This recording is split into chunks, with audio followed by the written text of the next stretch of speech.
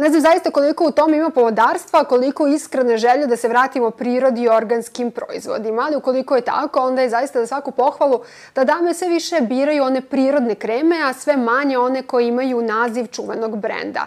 Ali šta znači prirodna krema? Kako se ona priprema? Da li se samo umuti negde u prirodi i napravi na najjednostavniji način ili ona prolazi određenu hemijsku proceduru? Naravno, takvu tajnu otkrićemo u emisiji Biljana za vas.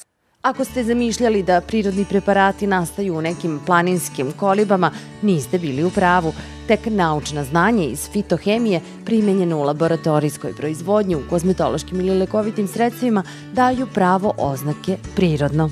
Izolovanjem karakterizacijom, ispitivanjem biološke aktivnosti, sekundarnih metabolita, gajnih, jestivih i samoniklih biljaka, u prevodu uzmemo biljku, gledamo šta je to u biljci, od čega ljudi mogu da imaju koristi. Znači, ako je nešto u tradicionalnoj medicini, ako znamo da je neka trava lekovita, mi naberemo biljku, radimo neke postupke kako bi videli koje to jedinjenje u biljci mogu da služe čoveku u lečenju bolesti, a čemu služe i biljci, naravno da vidimo. Ova laboratorijski ekstrahovana biljka u sinergiji sa drugim biljkama stvara određena dejstva.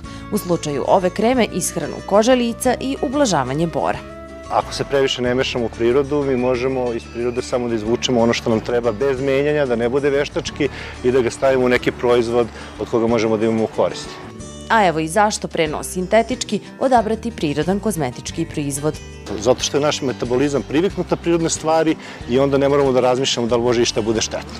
U vreme kada je organsko i prirodno sveopšti trend, ipak povedite računa da vas uz tu oznaku ne zavara i previsoka cena. Kad vam sastave nekih prirodnih krema, to su veoma retke biljke, veoma retke supstance, znači moguće je da su neke skupe, ali većina ne opravdava cenu.